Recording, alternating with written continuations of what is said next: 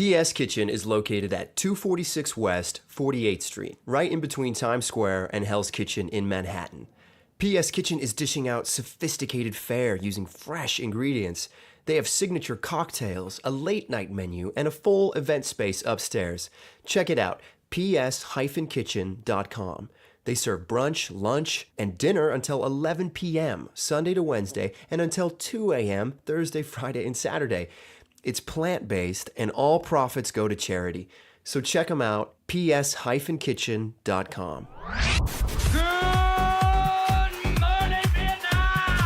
But it ain't about how hard you hit.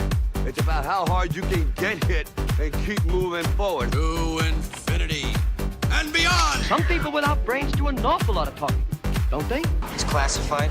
You talking to me? I could tell you, but then I'd have to kill you. I can't lie! Expecto Patronum! Entertainment X. You never know what you're gonna get. For this episode, I get to sit down with Jonathan Groff.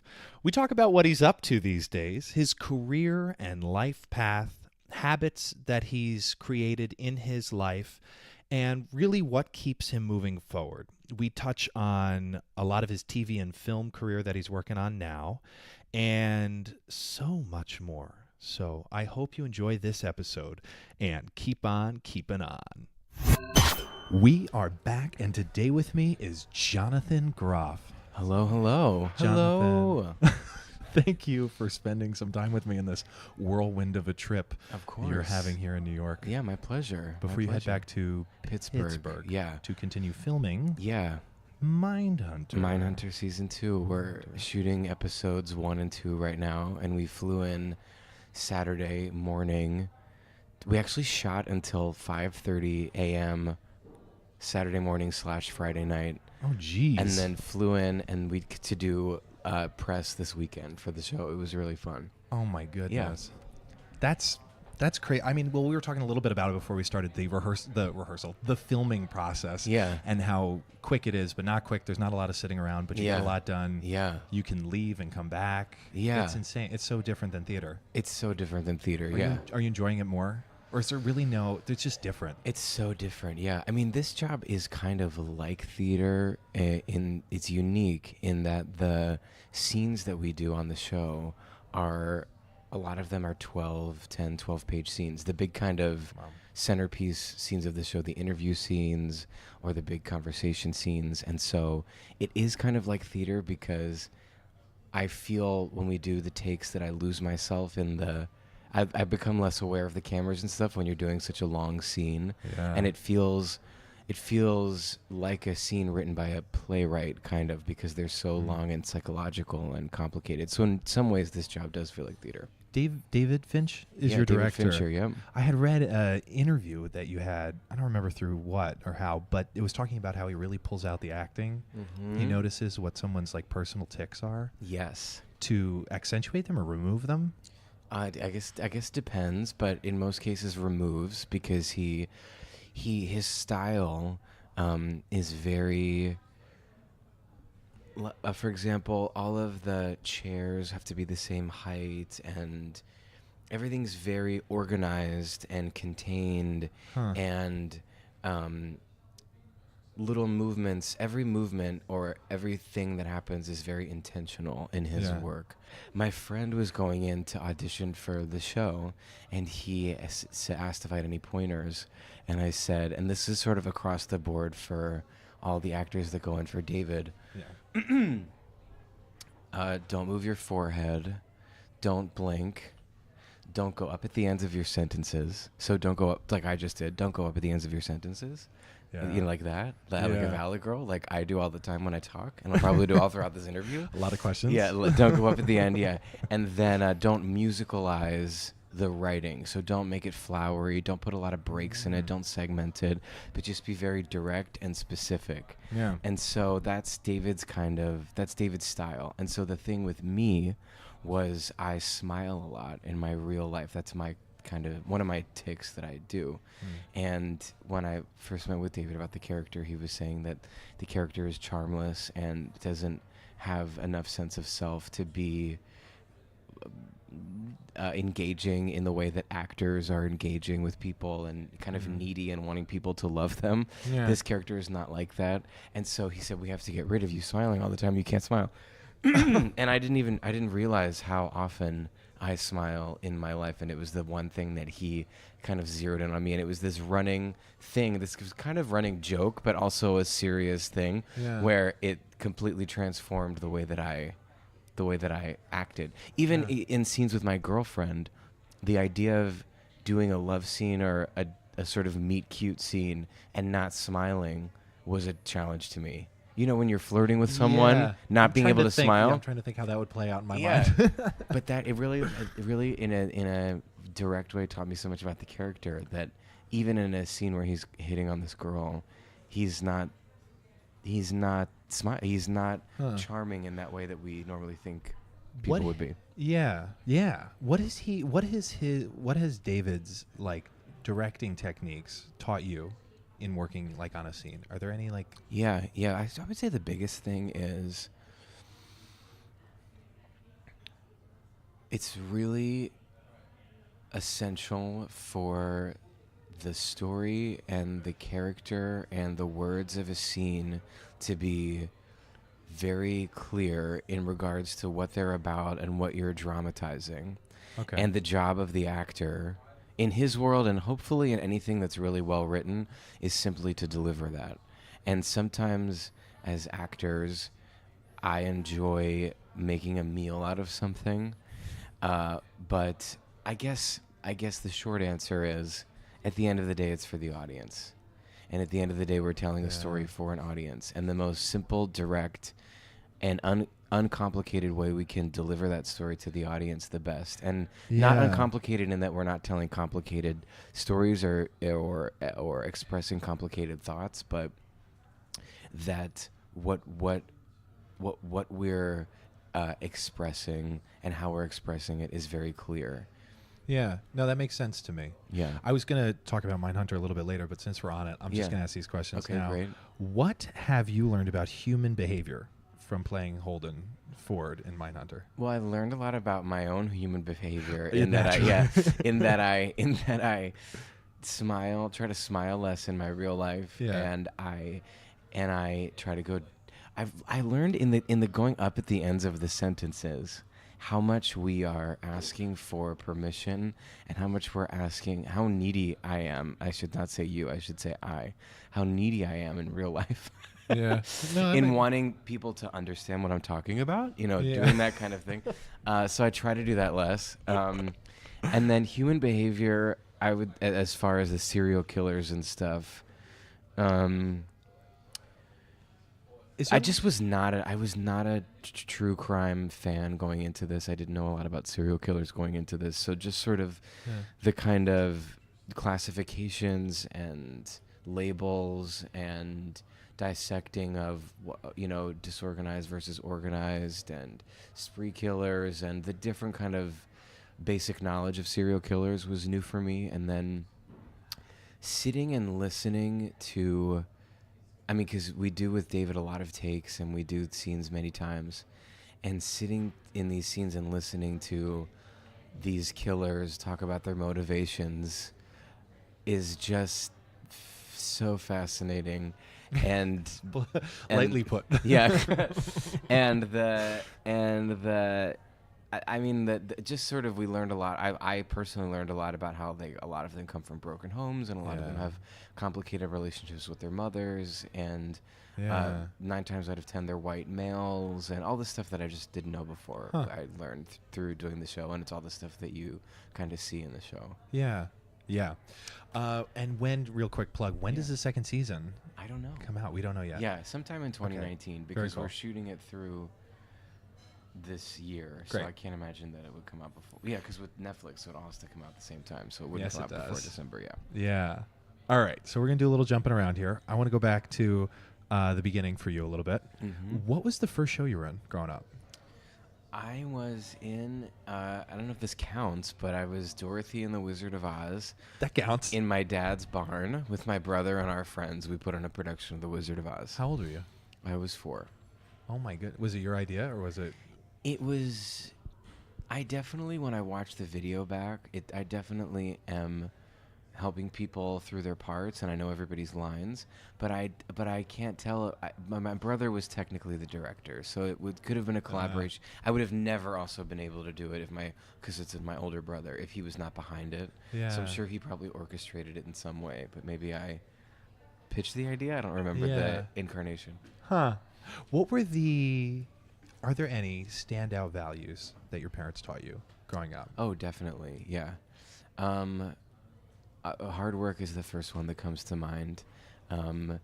Both my parents are really disciplined, and they made me, mow my grandmother's lawn, and my dad trains and races horses for a living, and I would have to come over on Saturdays once I was in high school and shovel horse poop out of the stalls and stuff, and I remember thinking, anything is better than this. Yeah. You were like, anything. Yeah, so just having those moments of just kind of discipline and having to do work that you don't want to do, but you have to do it anyway. Yeah. I think is good in character building. And my parents are also, they're just great people. And the other thing they did for me that was really great and I think really unique and great parenting is that they are jocks, and my mom's a gym teacher, and they both played basketball in high school, but my brother and I are not jocks, and they really supported us and allowed us to do what we wanted, and instinctually. My mom, this was kind of before Oprah, in the early 80s. My mom let me dress up as Dorothy in drag, when I was 4, and let us play and kind of be free and express ourselves, and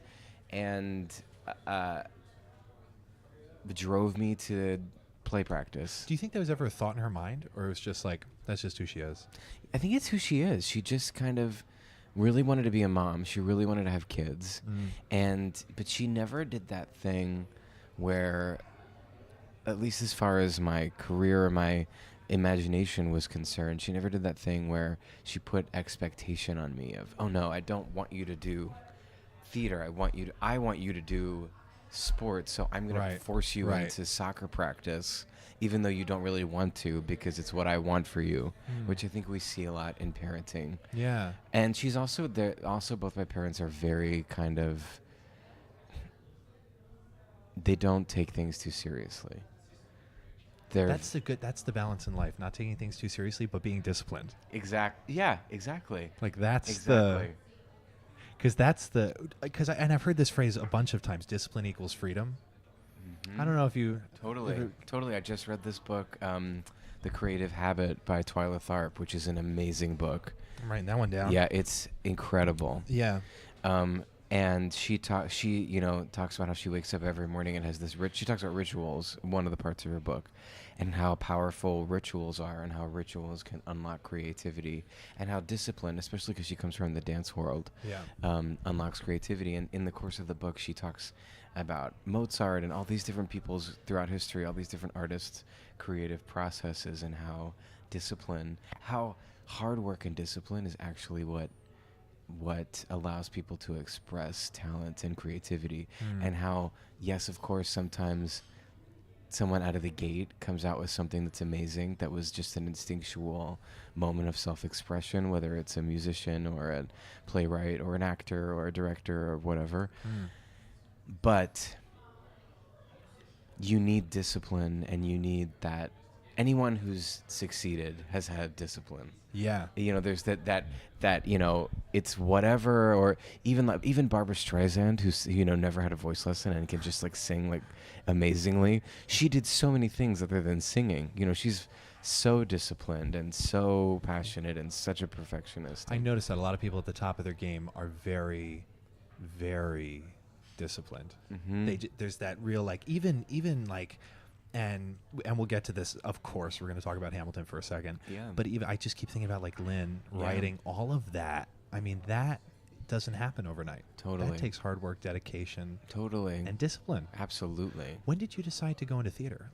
professionally or really follow it? Like I did. So I did The Wizard of Oz, and then I took a break. I took a long leave of absence, and then I did plays in middle school. One in 7th grade where I was in the ensemble, and then in 8th grade where I had a lead part. Yeah. And my 8th grade drama teacher, Mrs. Fisher, Sue Fisher, shout out to Sue Fisher, she pulled me aside after a rehearsal and said, you should really think about pursuing this as a career because I think you have what it takes to make it. And I had never thought about it as a career, honestly, until that point. Yeah. And there's this great theater in Lancaster called the Fulton Opera House that's an equity theater. Yeah. And they were not equity at the time, actually. They became equity while I was working there in high school.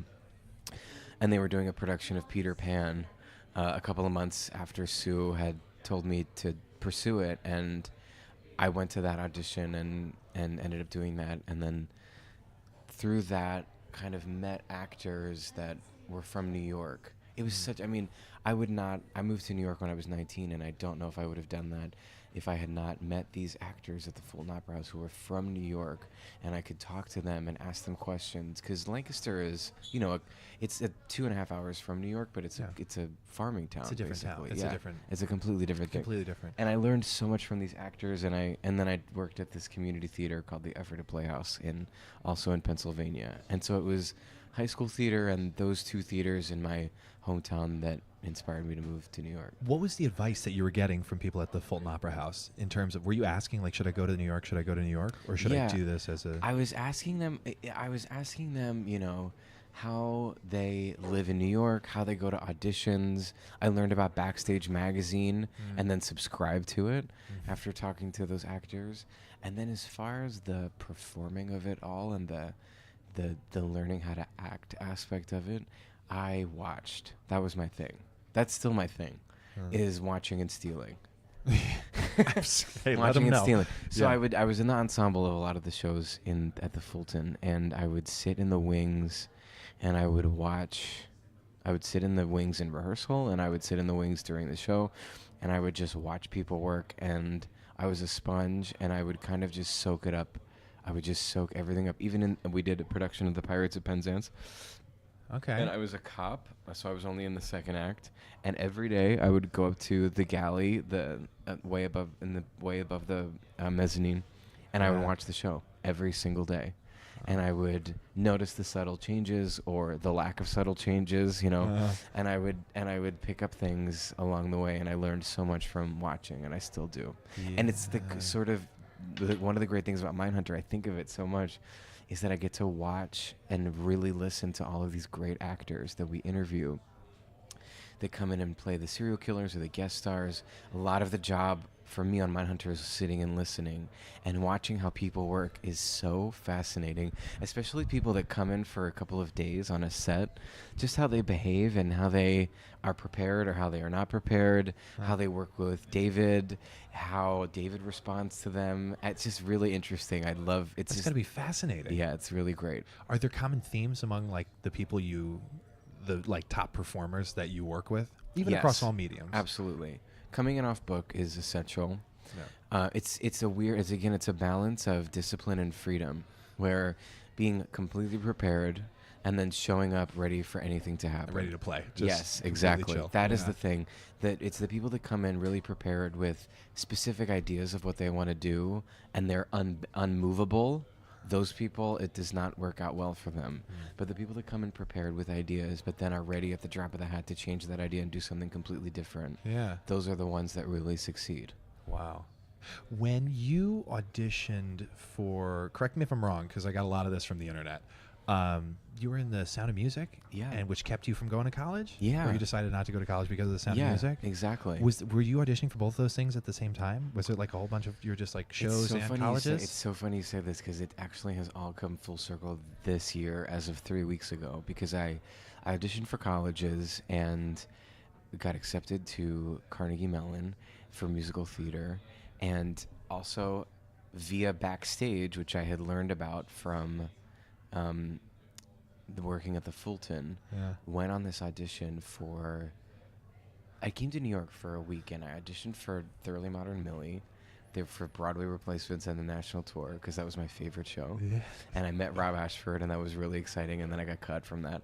And then I also auditioned for this non-equity, went to an open call for this non-equity tour of The Sound of Music. Yeah. And I told my friends at the time and my mom, you know, I want to go to New York and audition to practice for my college auditions, which I don't know if I was just saying that or if there was this instinctual part of me that knew I wasn't ready to go to college yet and knew that I wanted to just start doing it. Yeah. I don't know what that was about, but I did go to New York and audition for these things while I was auditioning for colleges. And so I ended up getting accepted to Carnegie Mellon and then getting this Sound of Music tour. And I went to Carnegie Mellon to visit, to sort of talk to the faculty about what I should do. Yeah. And they were kind of saying, you know, tour would be great, but you should really, you know, come here and train and whatever. But I just wanted to perform. And I learned so much from doing there was a bunch of factors that went into play. One, I was kind of excited to go on the road and see the country at 18 and, you know, do a bus and truck tour and like have a experience away from home and whatever. I also college, I think Carnegie Mellon was $40,000 at that time. I think it's now $60,000 a year. And so the idea of making some money seemed like a good idea instead of paying $40,000 a year. And so I decided to go on tour, and the voice teacher at Carnegie Mellon, Gary Klein, was kind of my point person that I talked to a lot. I really bonded with him during the audition process, and we kind of talked it through, and he sort of gave me his blessing, and I decided to defer my admission for a year and go on tour and then come back in the fall. Okay. And so I went on tour, and it was a non-union tour. I ended up making in total $10,000 on the whole year that I was on tour. And I went, okay, $10,000 into $40,000 still seems insane to me after being on the road for a year. And then I was thinking, what if I spend 4 years at college and I moved to New York and I hate it. And I've just spent all this money preparing and I hate New York. Yeah. And so I decided to take my $10,000 and not go to Carnegie Mellon and move to New York instead. And so I moved to 51st between 8th and 9th with a girl that I met from the Fulton Opera House and got a job waiting tables with nothing. It was kind of a risky move because I had no net. But I just felt in my gut that I wanted to move to New York. Were you nervous? Or did it feel completely like you're like, this is right? It felt so right. I wasn't nervous at all. I was only 19, but I had also, when the tour had closed in May of 2004, I went back home to my hometown and I taught at a theater camp for the summer, and then I did a community theater production of Bat Boy in September and October, right before I moved to New York. And that production of Bat Boy was I felt like such a star doing Bad Boy in the community theater, and it gave me a lot of confidence. Playing that role was so fun and exciting, and it's such a great part, and I was really feeling myself. Why? Why? Yeah, just because it's just such an awesome part, and such a physical part, and I didn't know if I could sing the role before I went into it, and it was really pushed me in all the best ways. And sometimes doing a show can change the way you feel about yourself. I mean, it's so crazy, but that was that was an experience I had where doing Bat Boy really made me feel like a rock star. I mean, it quickly went away 2 months later when I was getting rejected at every audition in New York. Do you know what I mean? I do. As much as something can build you up, it's so easy to then get taken down. But when I moved to New York, I was coming off of Bat Boy Community Theater and feeling, I buzzed all the hair off my head, and I was feeling like a rock star. And so when I moved to New York, I kind of felt like I had that confidence, that brazen confidence of a 19-year-old. Going, I did this tour and I played Bat Boy, and now here I am, New York. Like, get ready for it. And then spent a year of auditioning and not getting anything, and the confidence slowly starts to get sucked away. And then I learned kind of how to maintain creative excitement while doing the demoralizing thing of going to 3 auditions in a day. And then working. And Like working, waiting yeah, and table. then waiting tables, yeah. Although I do have to say, the waiting, my dad said I've never been more excited on the phone than when I got my waiting tables job.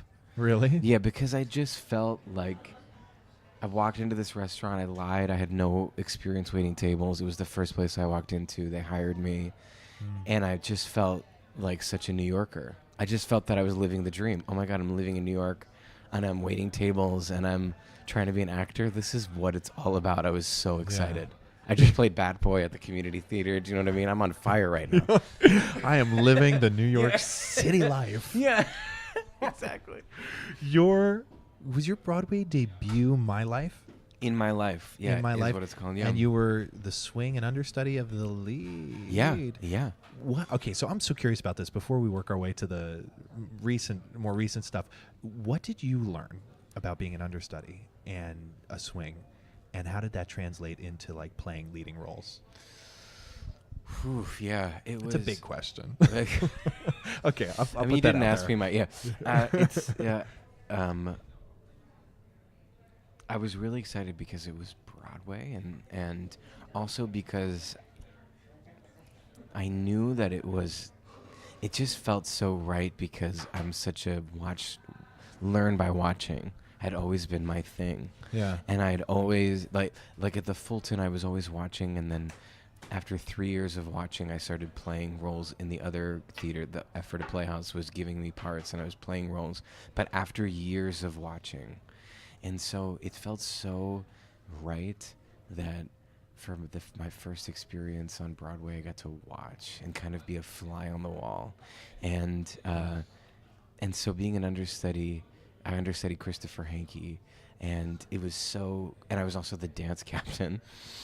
Yes, you were. And so I really, not because I'm a great dancer necessarily, but because it's, there has to be a dance captain, even if it's not a dance show, for any Broadway show.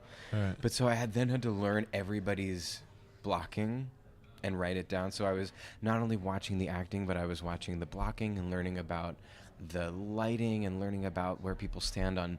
It was just the most amazing learning experience, where people stand on numbers on the stage and how blocking changes, and all of that stuff was technically just amazing to kind of be forced to learn that, because you have to write it all down in a giant book as the dance captain. So that was a great learning experience.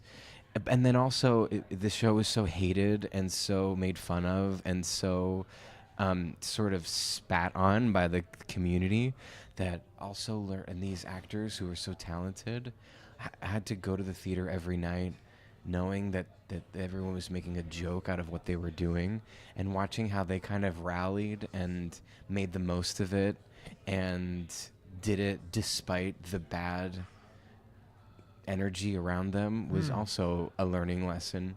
Yeah. In that when I went and did Spring Awakening, it was like the opposite, where we were getting all this praise, but we still had to go and do the show as though we weren't getting that praise. We still had to go and just do the show the way that we knew how to do it. It was weirdly similar. The cast of In My Life had to do the show despite the bad press, and the cast of Spring Awakening had to go do the show despite the good press. Was that a company conversation where they're like, listen, this is a big hit, but we can't go out there and perform in it like it's a big hit. We have to tell the story.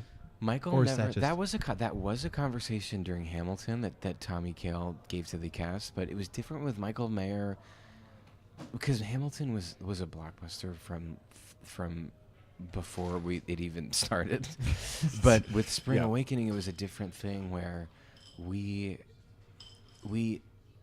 couldn't sell half the house during previews on Broadway, and when we moved into the theater and I went into my dressing room, and Michael Mayer came into the dressing room and said, wow, here we are. And I said, Michael, I don't know how I'm going to decorate my dressing room. And he said, well, I wouldn't decorate it because I don't know if we're going to be here that long.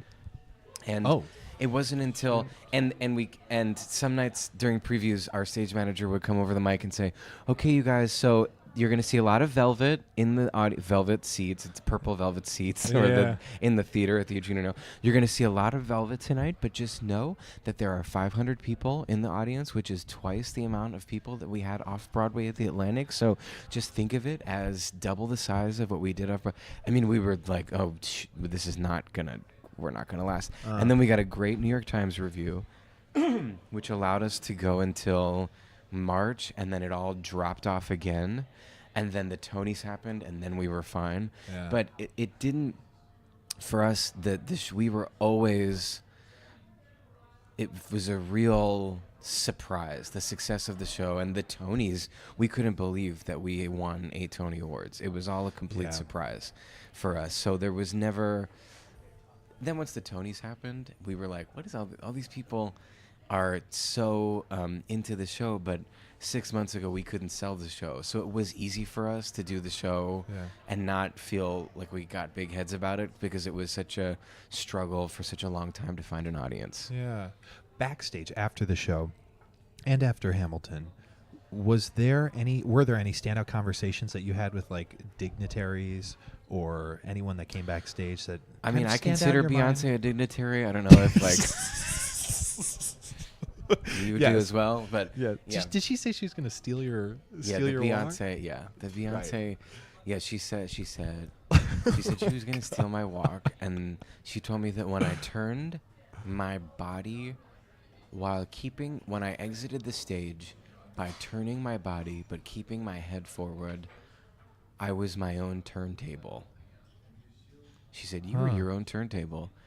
I was speechless. I didn't know what to say. But that Beyonce, and I've now watched, I mean, this morning after I got out of the shower, when I was getting dressed, I went on YouTube and just put on the opening of her Coachella to listen to while I got dressed, because I've watched the clips on YouTube of her Coachella performance so many times now. Yeah. I'm so obsessed with her. But that she could, the thing that amazes me about the conversation with her is that no one that came to the show, my friends, but no one talked with such specificity about something that I did. And they talked about the shoulder move or whatever, that Brian Darcy James invented that move off Broadway, and all of the kings now do it. Yeah. But that she talked about the way that I walked onto the stage and then moved my shoulders was just that I was thinking, this is why Beyonce is who Beyonce is, because her eye, what she sees is so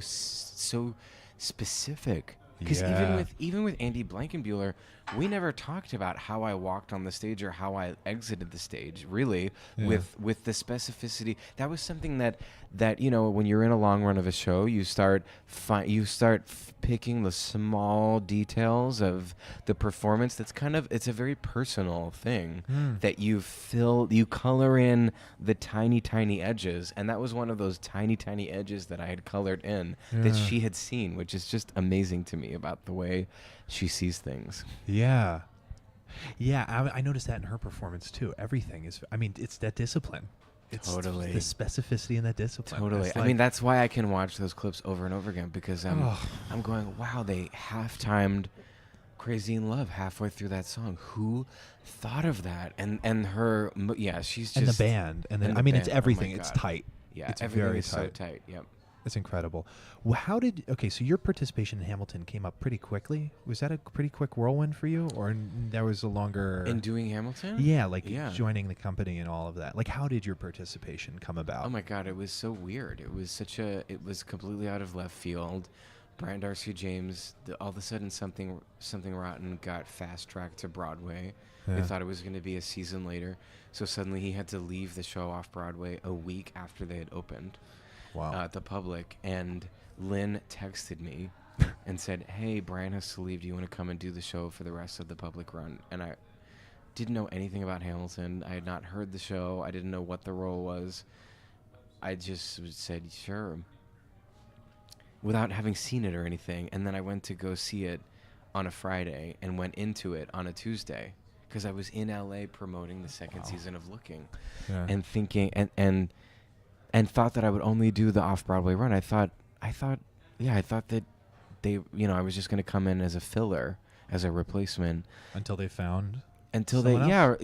I thought we would go back for a third season of Looking. I didn't realize the show was going to get canceled. Yeah. And so I thought, oh, this would be so great. I'd love to come in and do anything, a theater with Lynn. That'll be fun. And it's at the Public, and I love the Public, not knowing the show at all. And then I saw the show, and I went, oh my God, I can't believe I get to be in this. And then, and then Looking got canceled. And then while we were off Broadway, and then I got to do the show on Broadway, and it was just amazing. Yeah. And another thing where I got to watch, that was the big thing about Hamilton for me. It was really fun to do the show and to play the king, but the real reason that I wanted to do it on Broadway was because Hamilton is such a masterpiece, and the direction, the choreography, the lighting, the costumes, the performance, the sound, I mean, everything is so extraordinary.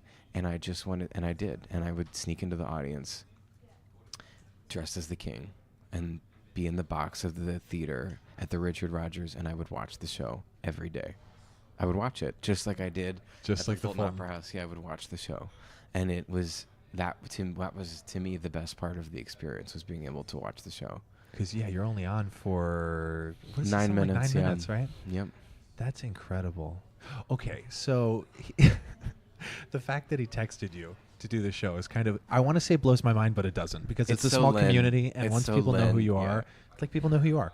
So what are your views on relationships in the theater community? Any thoughts come to mind? Yeah, I have this sort of aversion to, because sometimes people will say, I'm going to this party I have this aversion to the word network. It feels greasy. It feels disingenuous to me when people say I'm going to this event to network. Anytime that I find that if you there's no party that this is my experience. There's no party that you go to that's ever going to change the course of your career. To me, it's all about doing the work and showing up and being disciplined, and doing what you love and putting your heart and soul into it. And then secondarily, relationships may or not be formed, and you may or may not make, quote, connections to lead to other work. Yeah. But I think if you're leading with that, if you're leading with, okay, how am I gonna meet this person and make this thing happen? At least in my experience, it just feels gross. And to me, it's just more important to start with, what acting class do I need to take? What auditions do I need to go on? What books should I read? What shows should I be seeing? How do I educate myself? How do I become a better artist? And then the kind of like relationships and connections and agents and happens as a result of those things, as a result of just being honest and real and true to wanting to grow and be better. Yeah. I like what you said at the beginning of that about no one party is going to change the course of your career. Totally. It's a series of events that lead you to this moment. And there'll be more Exactly. events after today that'll lead you to your next moment, and it'll keep going on. Exactly. As such. And listen, like at the Tony, when we were all nominated for Tonys for Spring Awakening or even for Hamilton, then you go on this sort of political press tour where you have to go to all these events and show up and shake the hands of Tony voters and whatever, and that's a different thing, and that's sort of playing the game of the experience and saying, you know, it's an honor to be nominated, and here we are and we're showing up and whatever. But it's the idea that you're going to get a job from going to some party. I moved to LA. I was there for 5 years because I had done theater and I wanted to do more film and television. And so I wanted to be in the room. Like, I was putting myself on tape in New York for lots of things and getting nothing. And my agent said, you know, I think it would be better if you came out here for a while and met the casting directors and the directors in person, and I think that could really help. And it did, and I went, and it was helpful and great. Yeah. But when I was out there, you get invited to these, you know, the party for whatever thing that you're not even really in or involved with. And I would go, why am I going to this party? I'm not even in the cast of this movie, but you have to go to show up, which feels weird to me. And I would go to them starting out because it felt like a thing I had to do. Yeah. And everything about it felt weird, and then I just stopped going to them because it just felt strange. Yeah, like I guess put on. It just it felt like, what am I asking? What am I doing here? What am I doing here? Yeah, no, that's a good point. What? So you were in LA for 5 years. Yeah. Is that okay? So this is the next question. We're leading into this here. Your transition into TV and film, because you're primarily doing TV right now. Yeah. You want to come back to theater? Always dying to come back to theater. Yeah. But you were actively seeking television film. Like that was your transition. Yeah, so with Spring Awakening, the thing that was shocking personally was I thought when I moved to New York, I mean I never had a dream of doing television or film ever. I only wanted to do theater. I wanted to be in the ensemble of Hairspray. When I moved to New York, I thought if I could, and then Spring Awakening happened. And basically every ultimate dream that I ever had came true with as far as doing an original musical, and being in that show was such an amazing sort of life-altering experience. And it taught me a lot about being an artist because it was the material of the show was so great, and the material doing that show for 2 years changed me as an actor because it was so hard and asked so much of the actors.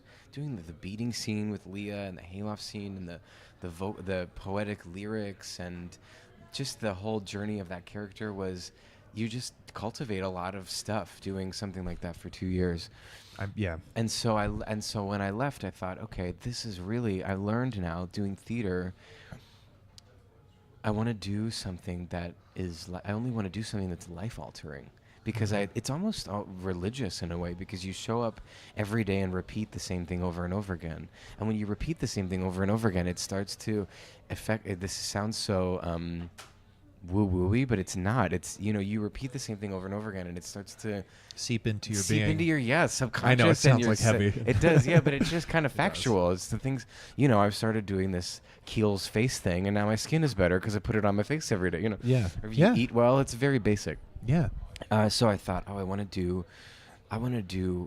keep doing theater, and I want to do stuff that really has this effect. And because of the success of Spring Awakening, it allowed me, I changed agents, I got a bigger agent, and people, when you're in something that's successful, suddenly people think you're more talented than when you're in something that it's crazy. It's like the there's stupid some connection between that. It's the stupid lie of being an actor is when you're in something good, suddenly everyone thinks you are good. Yeah. And when you're in something bad, people assume that you must be bad. It's David Fincher actually says in interviews and stuff, and has said actors get way too much credit when they're for making something good, and they get way too much credit for making something bad.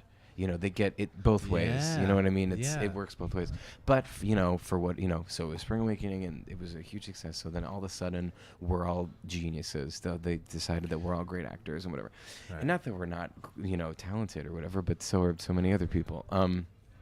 But so then that afforded me the ability to have more choice in what I wanted to do next, and I wanted to do some off-Broadway. It gave me the opportunity to do some off-Broadway plays, which was great. And then I also wanted to try my hand at doing film and television because it was a world and a technique that I wasn't familiar with, and it was intriguing to me. And so I started doing a Ryan Murphy pilot that never got picked up, and then decided to make the move to LA to try and get more opportunities like that. Yeah. Well, okay, I'm going to skim over this real quick because I know we're getting down to the end here. Okay. Can you tell us anything about Frozen 2?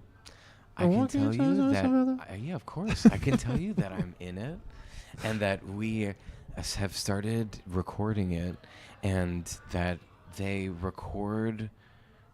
And it's such an amazing process. And this was the process for the first one, is that they would record it and then they would screen it. I mean, it's the process for all their animated films is that they sort of record it and they have these rough sketches, and then they screen it for everyone there.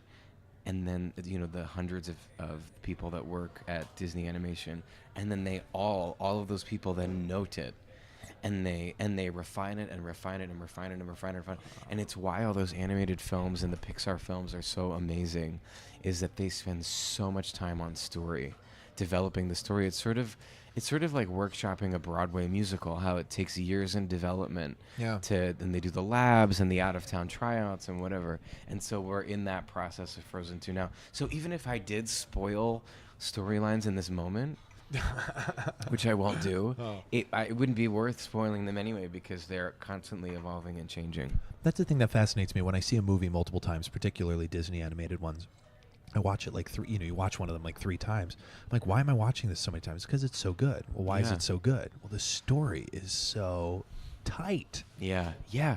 I mean, it is like freaking Pocahontas. I was talking about that one the other day. Seriously, though, like that ending gets me every anyway. Disney. It's a lot of work. I'm curious, with all of this stuff you're working on, how do you stay balanced? How do you stay even-keeled and keep focus? I go running every morning before we shoot. In Pittsburgh, I go running every... Oh my God, I didn't tell you the end of the story about the Carnegie Mellon thing. I go running every morning, so that's part of it. Exercise is a big thing for me. I do flywheel here in New York, huge flywheel fan. And that is another thing that my parents instilled in me, exercise, that if they weren't jocks, maybe I wouldn't have gotten that in my thing. But exercise is a big thing therapeutically, to get out aggression and frustration and process things. Also to not get fat, because all I want to do is eat everything and I have to fit into my costume. So just like vein wise, it's like great for me to exercise. But it's great for me. That's my drug, is exercise. How many miles do you run generally? Just 4. Like 4 or 5 in the morning before we start. Cool.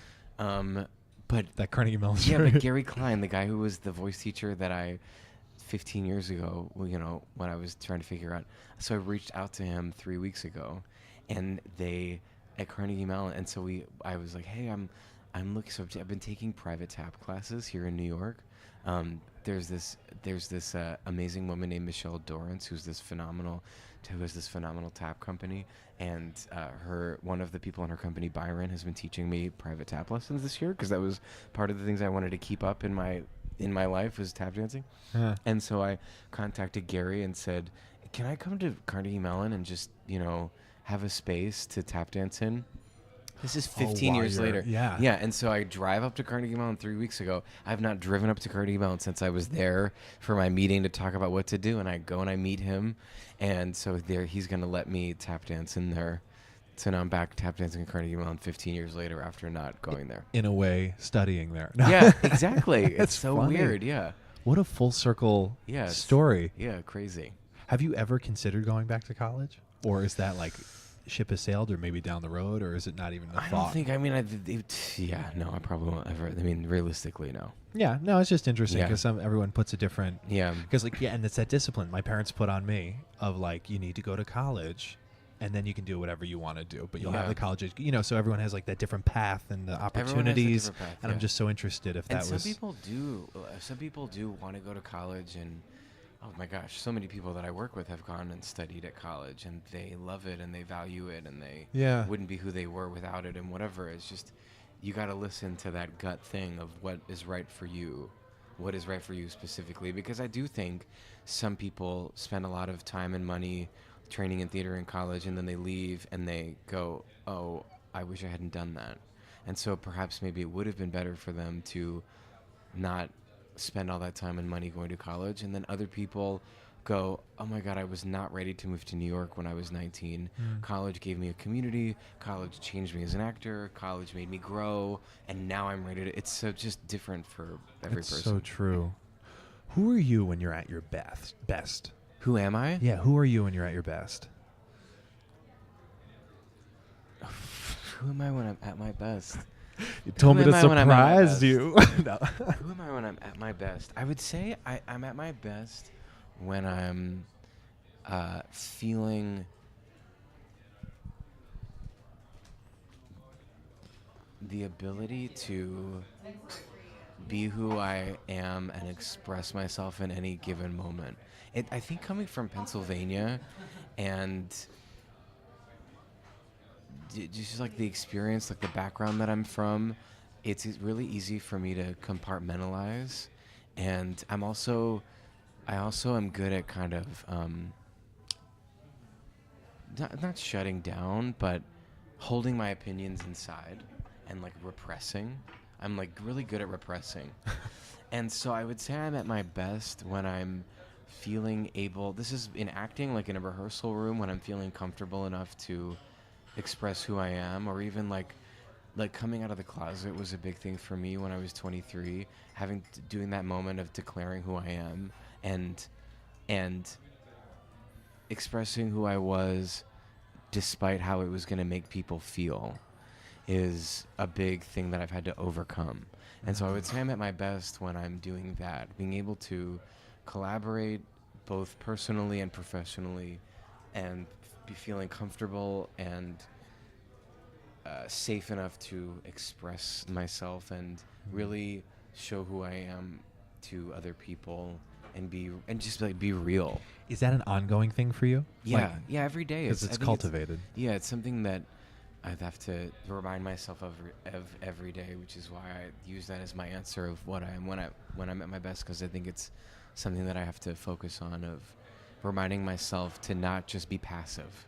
Yeah. I do love listening, and I love observing and watching, and has taught me a lot. But I think the thing that I'm probably working on is and I think too, when now I'm in my 30s, I'm 33, and I start to go, okay, what is it that I want to say, and what is it that I want to create, and how do I bring myself to my work and to my personal life, and not just kind of let things go by without engaging with them. It sounds so general, but I guess just sort of even in like relationships, in past romantic relationships I've had, I'll sometimes just be passive, and then things build up and it's not great. Mm-hmm. And so when I have a problem with something, or I'm feeling confused about something, or I'm feeling upset about something, trying to express that as opposed to feeling fear of messing something up or making somebody feel uncomfortable. There was this line in this play that I did. It was a Craig Lucas play called The Singing Forest at the Public Theater, starring Olympia Dukakis, and she looked at me every night, 8 times a week, and said, "People will destroy their lives to avoid feeling uncomfortable." And so... Wait, say that one more time. People will destroy their lives to avoid feeling uncomfortable. Yeah. And so not being afraid of feeling uncomfortable and experiencing growth is something that I think we all have to, because, you know, if things go well and you go, okay, I did that, and then you can kind of sit back and relax and go, okay, but it's easy to plateau. But constantly sort of looking for that moment of growth and looking for that uncomfortable space to work through. And for me, that would be, in this moment, probably in relationships and professionally, reminding myself to express who I am. Yeah. That's really important. Yeah. It's really important. That's something I've been thinking about a lot lately. I heard a quote the other day. Was it, what people think about you is none of your business. Yeah.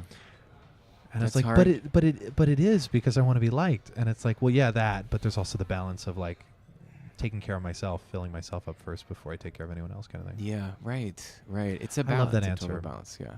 I love that answer. How do you view happiness? What's your point of view on happiness? Overrated is the shoot. is the first thing. Like, okay. I don't know. Overrated. The sort of strive. I think the strive to be happy is overrated, and I think that sometimes I put a lot of, or have at one point put a lot of pressure on myself to achieve happiness, but happiness comes and goes, and happiness is great while it's happening, but it's a temporary feeling, and it something can make you, you know, happiness all the time would be so boring. Yeah. So striving for happiness, I think, is overrated. And we did actually, Fred Wagoner, who is the hair guy still on Hamilton, had this book of Pima, who is this Buddhist monk, and this great like Pima quotes we would read, me and Oak and Jasmine, somehow at intermission always end up in Fred's hair room, and we would read these Pima quotes. And this was really helpful during a long run of a show when things can get kind of rote, to kind of have a thing to do, to think about every day. And she talks about never indulging any kind of emotion. And when you're feeling happy, feeling it, but also having a detachment to it and going, okay, I'm feeling happy right now. So that when you're feeling sad, you're like, okay, I'm feeling sad right now, but always sort of stepping back from any sort of type of emotion. So that's why I say happiness to me is kind of overrated. More just kind of being able to sit with any emotion is important. Yeah. That quality. Not running away from any. Yeah, being like, any okay, I'm feeling happy. Great. Sadness, loneliness, happiness. Knowing all that of it. there's, knowing Yeah. that it's all ups and downs, but It not is. striving for any one kind of thing. Do you have a favorite failure or a parent failure that set you up for success? I would say being closeted for so long, it feels like a fail to me, in that it just not expressing who I am for so long. I don't have regrets about it necessarily, but it is something that I never want to do again, because being in the closet for me, when I was in it, made so much sense, because I had a boyfriend who was my roommate, and I had it all worked out. I could go to work, and then I came home, and I had my boyfriend, and we didn't have to talk about who we were and whatever, and it felt so doable. And it wasn't until I got out of that I realized how unhealthy that is, and how much I was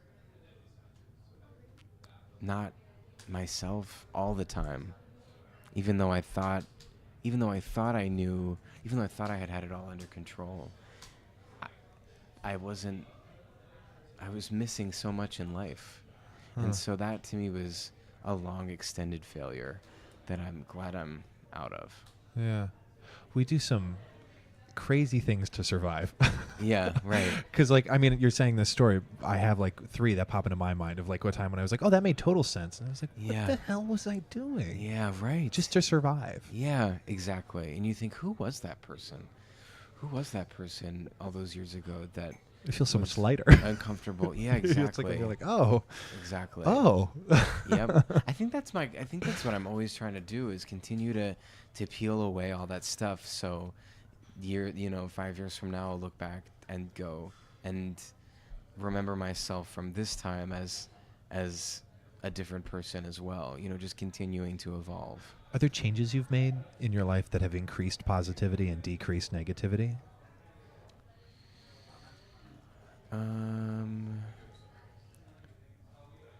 I'm a pretty positive. I've always been a just naturally positive person, which really annoys some people.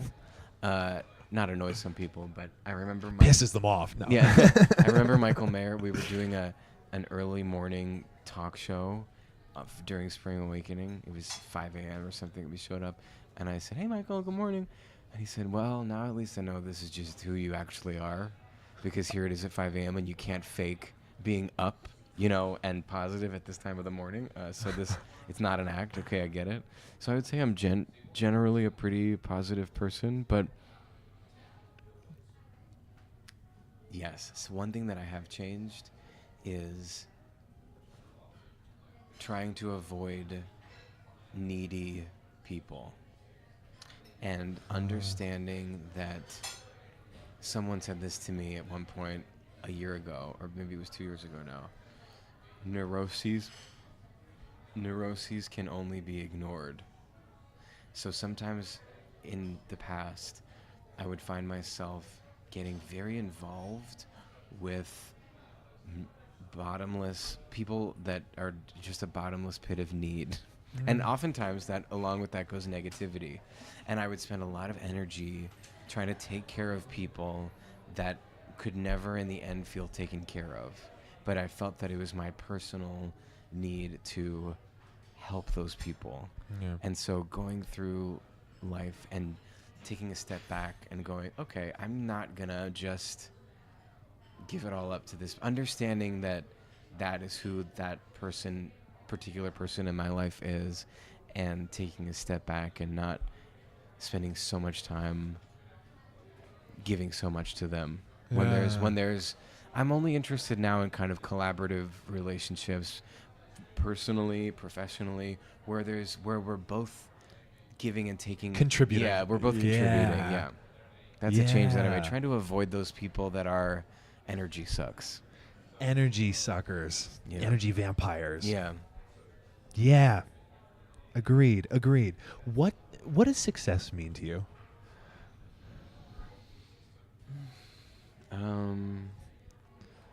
Overrated. No, I'm very ambitious, and success to me is balance, is life, work. It's hard to achieve, but it's that thing of feeling creatively fulfilled. It's the thing that we never achieve, really, which is personal fulfillment, creative fulfillment. Just having all of those things in line would be successful to me. Yeah. But it's always kind of a changing landscape. You have such a great balance. What we were talking about, you have such a great balance of so chill, yet so prepared, is what I gather from the amount of work you're doing. Yeah. I haven't worked with you in that sense, but I imagine you just have this great balance of discipline and like that party. You're just there to party. I think sometimes it's disarming because I am naturally a very chill. I can't take credit for it really because I'm just naturally a very chill person, but I do show up. I do show up ready to play. Yeah. I'm not laid. I am laid back in a major way, but I also am the opposite of laid back in another way, in that I'm very passionate and very committed to what I do. Yeah. I had a conversation with Eric Woodall from Tara Rubin the other day for this podcast, and he says there's a lot of work that he does behind the scenes, hardcore, and then when they show up to the room to do the casting, it's like everyone's happy, we're hanging, sipping coffees, but there's really, like, let's be honest, there's a lot of time sitting down and getting that work done. Yeah. And having that balance is like the key. Is there, metaphorically speaking, a word or a quote that you could put on a billboard for millions of people to see?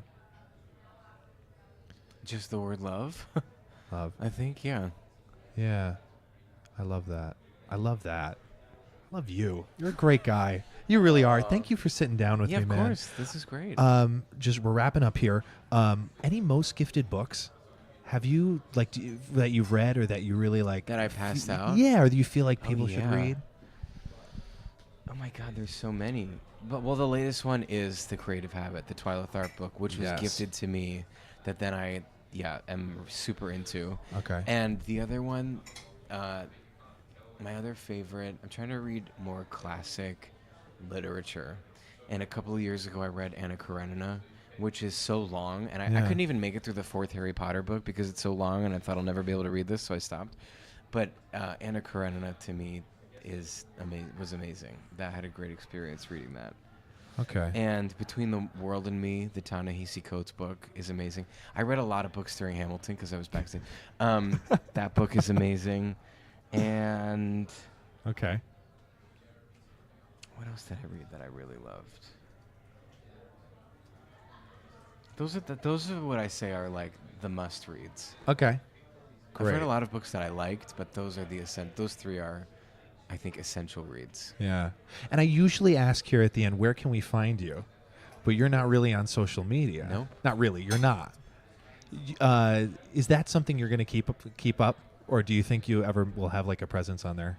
Never say never, but I can't imagine ever being on social media. Because it would just be like another thing to add to the list of stuff to do. Yeah. I kind of like not knowing what people think.